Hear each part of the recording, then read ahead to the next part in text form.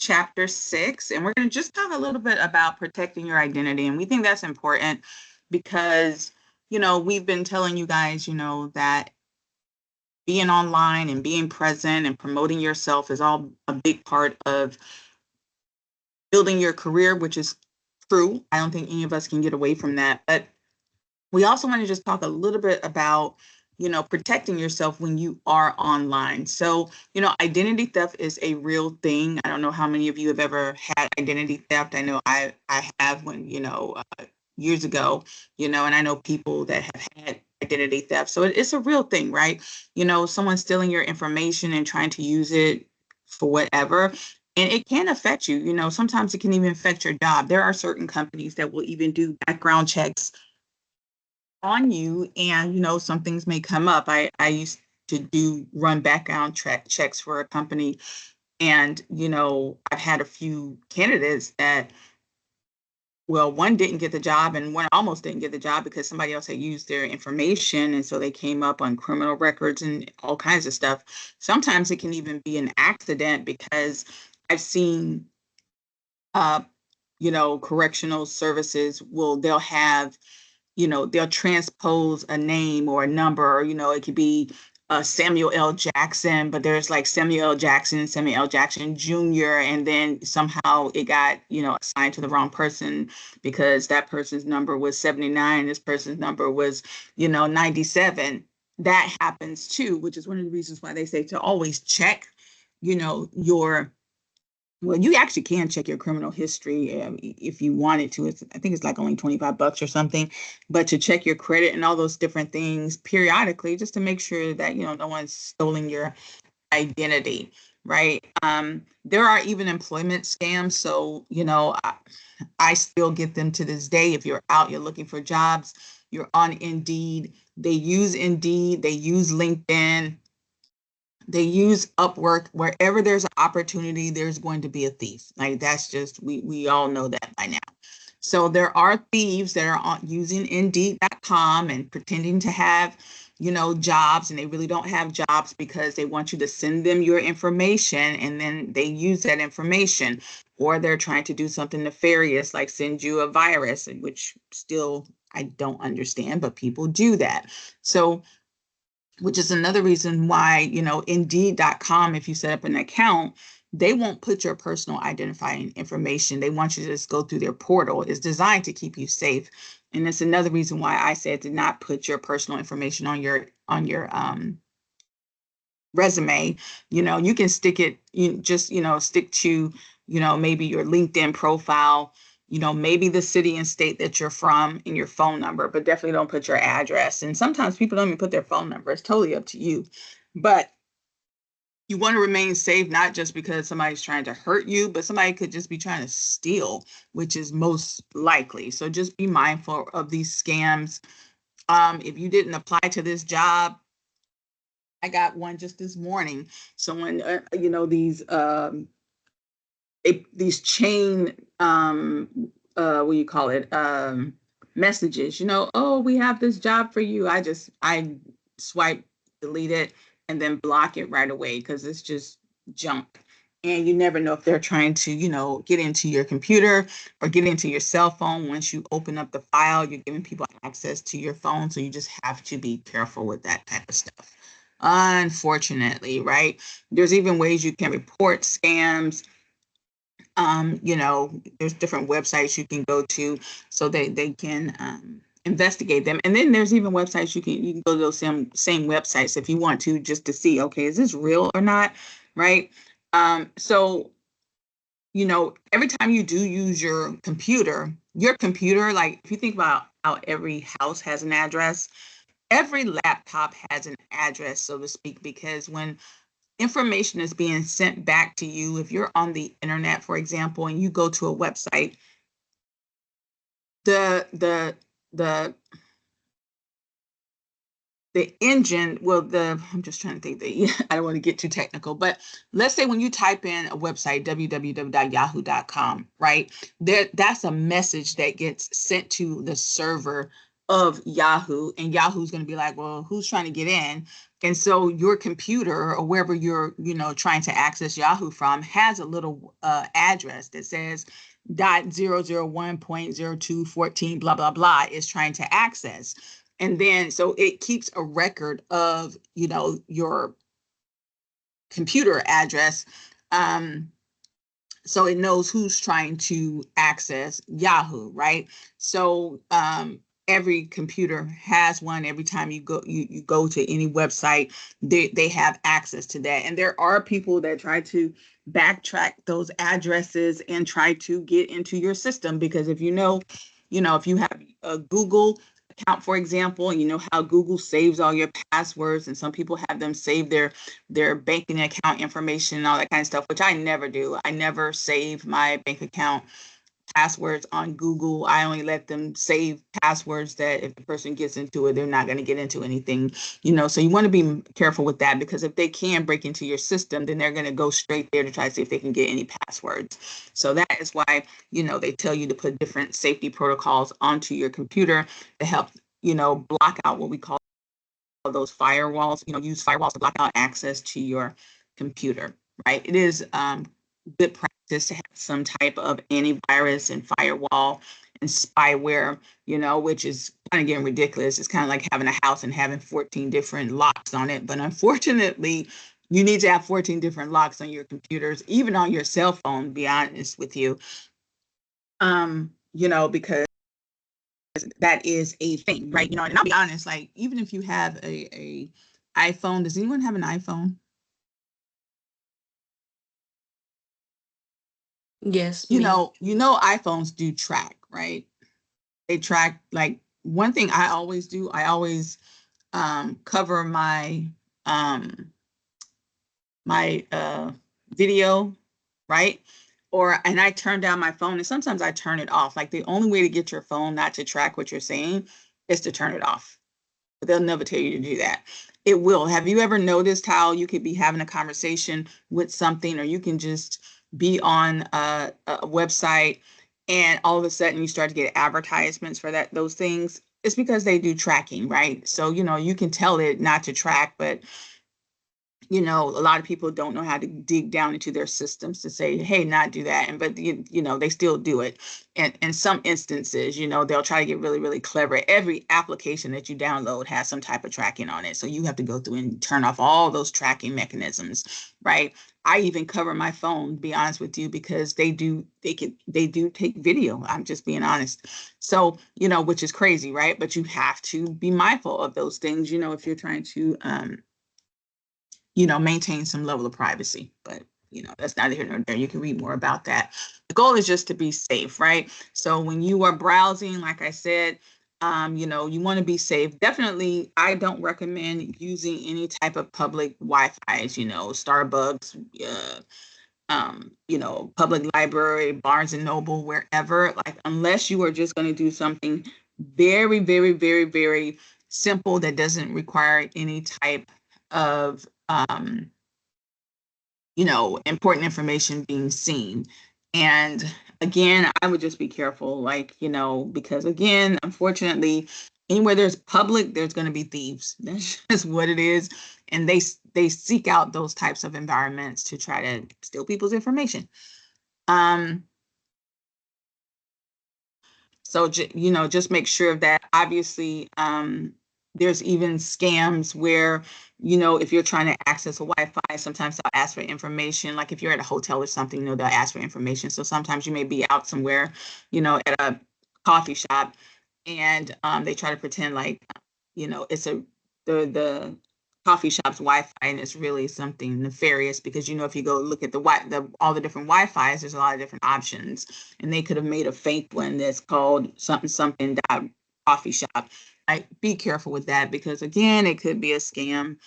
I know I hate talking about this stuff because we just don't want to scare people. But one other thing that you may notice too is what we call cookies, right? Cookies is basically, they call them cookies because they're like, if you think of you eating the cookies and you're dropping crumbs. So everywhere you go on the website, Google or whomever, whatever browser that you're using, is kind of keeping track of where you go.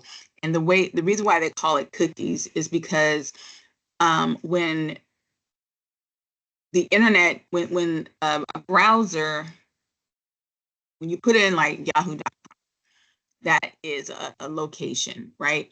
It takes, of course, the search engine only a couple seconds to get to it. But in order to get to it even faster, even like 1 or 2 seconds less, even though that's not the actual time, they'll create this little shortcut, right? Because you're used to going there all the time. So when you click in, type in yahoo.com again, then your engine just goes to the shortcut, right? That's why sometimes they'll say clear your cookies, because if for whatever reason the shortcut link gets broken, because it does, if you try to put in yahoo.com and it's not going through, it's because it's keep going to that broken link, and it's good to just clear out the cookies altogether and just make the search engine go straight to the site, to do a little bit of extra work, but it clears out the traffic, so to speak. But also what cookies does is, like, when you are on a website, let's say you go to amazon.com, and Amazon will kind of track where you are on their website. They'll say, can I have cookies? Basically, can I follow you? I say no, because one thing I hate is that I don't want you suggesting things to me. Like, I could just be buying somebody's birthday gift, which annoys the crap out of me because that happens. And then they keep sending me crap about something I didn't even want. That was like somebody's birthday, a one-time thing. Like, leave me alone. Don't start putting all this advertisement about this thing I'm not even interested in, right? So I don't like cookies because of that reason, because it starts suggesting things to you. You start getting things in your email. You start getting, when you log into yahoo.com or google.com, and you get all these advertisements. You're like, oh my God, why does it look so familiar? Because they're tracking what you're doing, and because they want to sell, right? Let's be honest. These are businesses, and they want to sell to you. They don't know that you only needed to buy that toothbrush one time, you don't need it again for a while. Now they're just sending you all kinds of crap about toothbrushes, which is so annoying. But that is kind of what cookies does. So you can tell it not to do that. Some people like accept it because they're thinking it's going to affect their ability to use that site. It won't, right? So there's a lot of different types of attacks that can happen. Phishing is through those emails, because they're trying to trick you and get access to your information. That's officially called phishing. Malware is a software program that's trying to destroy your computer for whatever reason, which is horrible, because you would think, why would a person want to do that? You'd be surprised. Now, I will tell you, a lot of times they try to do it to companies for whatever reason, but if a virus gets onto your computer by mistake, let's say you download something from your job, or you know how we used to use those USB cords, and then you go plug it into your laptop, it could have a virus in it. Software viruses, again, can negatively affect your computer. Adware is like a pretending to be an advertisement, but it's really something that can affect your computer. Obviously, spyware, pretending to be something good, but it really just wants to, try to get personal information that they can use from your computer. And then the last one is ransomware, which is not as common for you or I, but it's really for like major institutions. You'll see banks and government entities always get hit with ransomware, where they'll just freeze their entire system and force them to pay to get it released. And it's almost impossible to have it unfrozen, because these hackers are really just that good, and even though even Americans say, United States of America says it doesn't, negotiate, but it's had to negotiate with some of these hackers, that they don't publicize a lot, because they freeze up the system and they have to pay them. So there's been companies that have paid millions of dollars to these thieves because of ransomware. Now, again, like I said, that won't affect you or I, because they're not going to waste their time on people like you and me, but they do it with major companies. So one thing that you can also do to try to mitigate some of this drama is to use multiple security systems.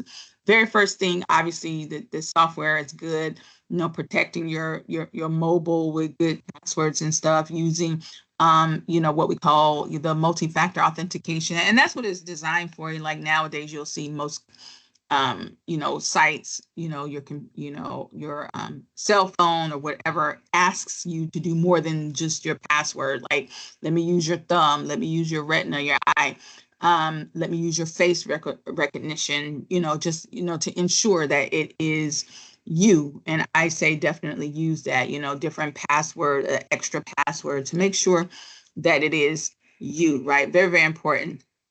You can also create um, really, important passwords, so outside of these mechanisms, make sure that you have a really solid password. And I'll talk to you about how I create my passwords to make sure that it is safe. Lastly, I've talked about most of this stuff on here. Yeah, so all this stuff has been spoken about, but let's talk about how to create a really strong password. So one thing that I do, I always think of a word that I use a lot, or sometimes I'll think of a word that is like a foreign word. Like I used to live in Ghana, right? And they speak a lot of different tribal languages there. So I took a word from one of those tribal languages, and then what I'll do is, and you don't even have to do it that way, you can just pick like your son's or daughter's middle name, right? Um, and then I'll replace all the vowels with some type of symbol or number. So if I wanted to use the word welcome, right? So welcome has what? It has O's and E's in it.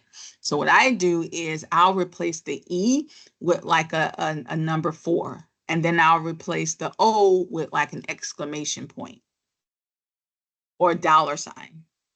So I know how to spell welcome, right? And that's why you want to make sure it's something you're familiar with, something you can spell, but then just replace those vowels with some type of symbol or number. And then I also tag on some type of number at the end and an extra symbol. So that's what I would do. So if I was doing welcome, I would do like the E with, like I said, the number 4, and I would do the O with like an exclamation point, and I'll spell welcome. And then I'll use a year that is very, I won't forget, like 1999, because back in my day, everybody thought the world was going to end in 2000. So I'll do 1999, and then I'll do another symbol, like a dollar sign. Why is that important?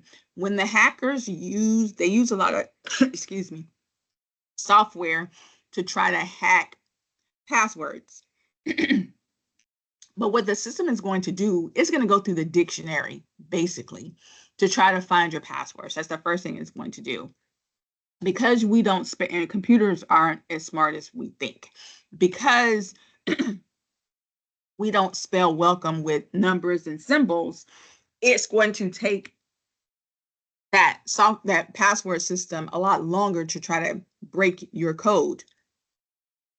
Ooh, excuse me. That's why they say the longer your password and the more obscure it is, the harder it is for them to do it. Let me get some water. 1 second, guys. Sorry.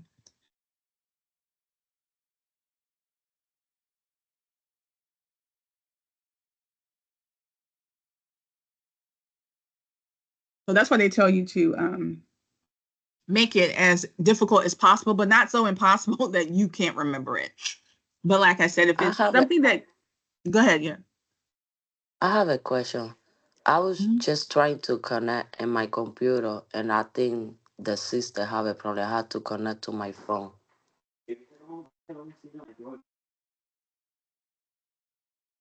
What do you mean it had a problem? Talk about like like the video chat. They don't let me connect, so I had to connect to my phone. It kicked me out. I just What let computer are you you? know. What I'm computer are you here, but I using? should let you know. No, no, no problem. So it sounds like it's something going on with that computer. The connection broke. Kind of like what I was just talking about. So in situations like that, what I always tell people, like what I was just talking about, is to clear out the cookies on that laptop or that desktop, whatever you're using. Um, and if you're at school, just they should, Yeah, be able I to help you to already do did that. that.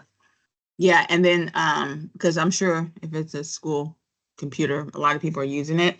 It just probably needs to be reset at that school. And I know too, this website, the Southern Tech is using some authentication now. Some of you may have gotten that, and that could be causing some of the link issues as well. I had someone yesterday tell me they couldn't log in because of that. So, and when I first tried to log in this month, I had to go through authentication as well. So, but okay, honey, um, just keep me informed. you know, in case you have an issue posting. All right. So this is how passwords are done. You guys got it? I strongly encourage you to do that. I strongly encourage you to do that. So here's a question for today. I want to know, have you ever been hacked or had your identity stolen? If not, then just tell me, what are you doing to keep your identity safe? What are you doing to keep your identity safe if you've never been hacked? That is your question for today. Please remember, guys, all assignments are due tonight. All assignments are due tonight. All assignments are due tonight, with the exception of the final and your final project. Please try to get everything turned in as soon as possible, okay?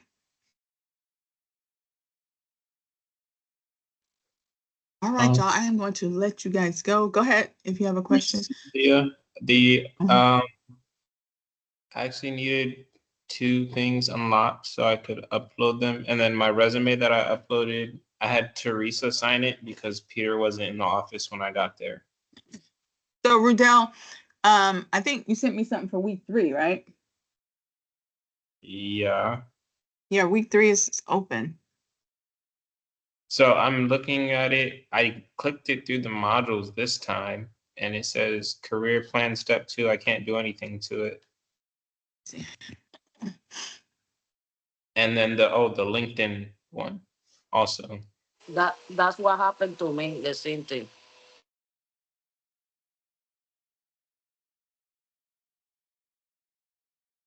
Larissa, I thought you said you had a video issue. You're saying that you have a hosting issue?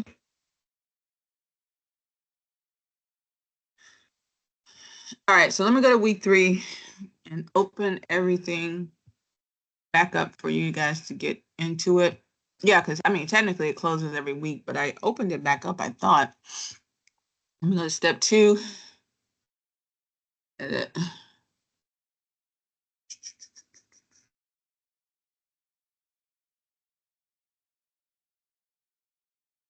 Oh, okay, hold on. All right. So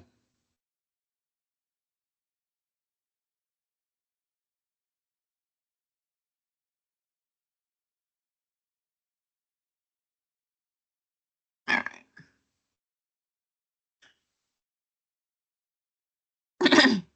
What did you I reopened it, Rudell.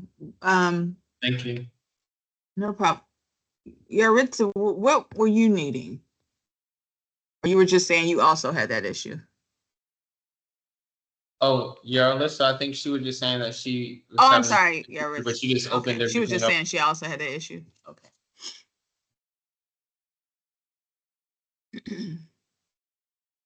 Still All right. shows 1 second.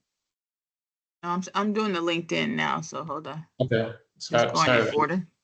Thank you. No, that's fine. All right. I just did the LinkedIn. Go to what else? Mock interview debrief.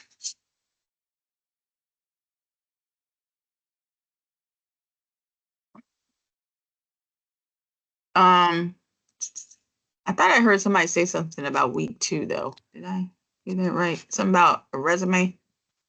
Oh no, that was me. I was saying that I uploaded it, but it's not signed by Peter. It's signed by Teresa because when I went to the office, Oh no, that's fine. As long as somebody from your campus signs it, yeah, that's fine. yeah, she's the other career services representative.